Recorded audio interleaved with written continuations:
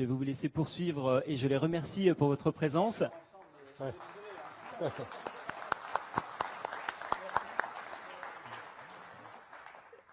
Et justement, innovation de rupture, droit à l'expérimentation, droit au test.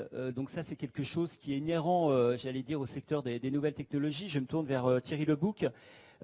Vous pilotez, vous êtes le président donc, du Green Lab Center, qui est un projet reconnu à l'international et qui, je vous laisse le présenter. En quoi consiste-t-il? Bonjour à tous. Vous m'entendez? Oui. Le Green Lab Center, c'est un cluster d'acteurs du numérique, mais du numérique green. On s'est aperçu dans le cadre de West Numérique, qui est un gros projet régional qui a été monté il y a 3 ou 4 ans, que finalement on avait des vraies forces sur le territoire. Alors des vraies forces au niveau des entreprises, des projets, mais également de la recherche, de l'enseignement supérieur, avec lequel finalement on s'apercevait qu'on avait des forces énormes finalement sur ce territoire qu'on pouvait valoriser. À partir de là, on a décidé de faire naître finalement un cluster, donc le Green Lab Center, qui finalement fait la part belle à l'expérimentation, à l'essai, de manière finalement à prouver que le numérique et le numérique green va pouvoir apporter de la valeur. Parce qu'aujourd'hui, effectivement, on se rend compte qu'il y a parfois des freins. On a du mal à vendre le green, l'écologique, etc. On ne voit pas forcément toujours la valeur. Donc pour nous, il était important, à travers ce cluster, de pouvoir montrer, de pouvoir faire en sorte qu'on touche les choses, de pouvoir dire, voilà, venez utiliser, venez regarder, et regardez que ça peut vous apporter finalement des choses dans votre business au quotidien. Donc c'est l'identité du projet Green Lab Center.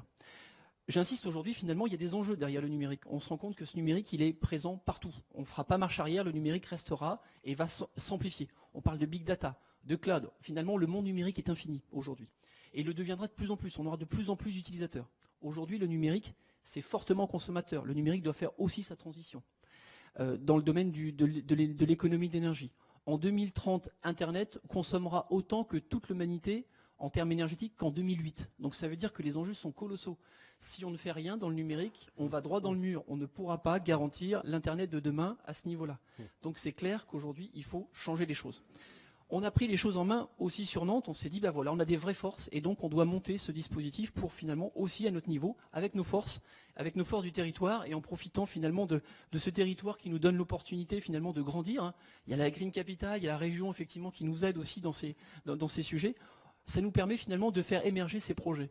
Et donc derrière, de faire en sorte que à la fois la recherche et le développement, tous les projets collaboratifs qu'on peut monter, qu'on peut faire émerger par la discussion, par le networking, par le fait de dire, voilà, acteurs du numérique, qu'on soit finalement enseignement supérieur, recherche ou entreprise start-up, on va pouvoir finalement fédérer nos énergies et finalement faire des projets gagnants et faire en sorte que ces projets résonnent et deviennent finalement des projets nationaux et internationaux. Donc aujourd'hui, c'est vraiment une force de notre territoire et il faut la faire grandir pour que demain, ça devienne effectivement une force qu'on puisse exporter également et qu'on puisse emmener dans les prochaines années, peut-être l'année prochaine, avec les gros acteurs du numérique qui sont dans la Silicon Valley, présenter et pouvoir effectivement voir les moyens qu'on pourrait de trouver des collaborations avec les Google, avec les eBay, etc., que tu as invités cette année au sein de Verge. Merci à tous les trois. Vous incarnez quelque part donc cette économie du XXIe siècle qui fait évoluer ses savoir-faire, ses modes opératoires. Est-ce qu'il y a à ce moment de la matinée des questions dans le public? Je